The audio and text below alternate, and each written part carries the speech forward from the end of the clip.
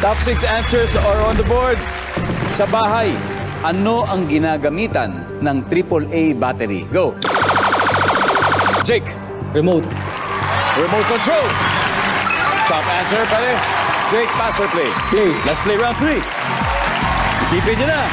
Ginagamitan ng AAA battery. MJ, ano pa kaya to? Bukod sa remote. Orasan. Orasan. O alarm clock. Pwede. Diba? Old school. Ngayon kasi karamihan sa telepono na yung alarm, pero yung iba gusto pa rin talaga yung mas malakas. Minsan talagang makakalampag ka. Alarm clock. Yup. Jonathan, sa bahay ginagamitan ng AAA battery. Flashlight.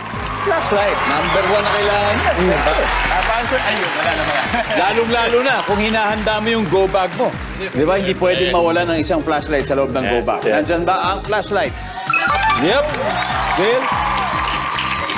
Sa bahay, ginagamitan ng AAA battery. Laruan. Anong klase laruan?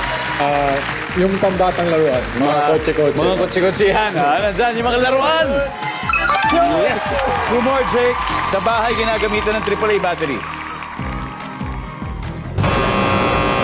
Ano pa kaya? Maisip. 2 chances. MJ, sa bahay, ginagamitan ng AAA battery. Ano pa kaya?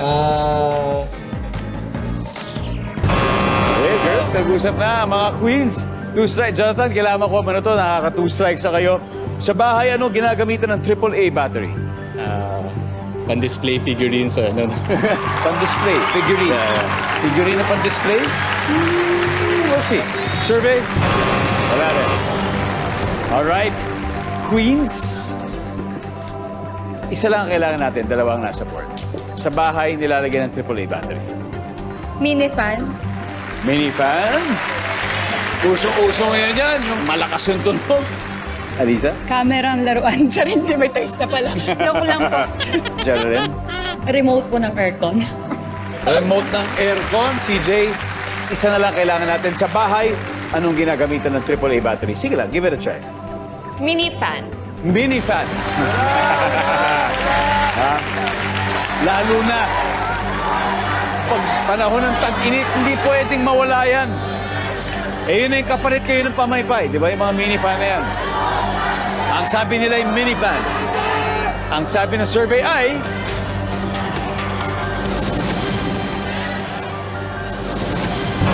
Wala! Alright, let's see. Ano tong dalawang di nakuha? Tignan natin number 6. Calculator. Number 5. Siyempre, yung mga mini radio. Now, after 3 rounds, naghahabol ang Grand Queen sa may 90 points, pero Grand Kings, 263 na.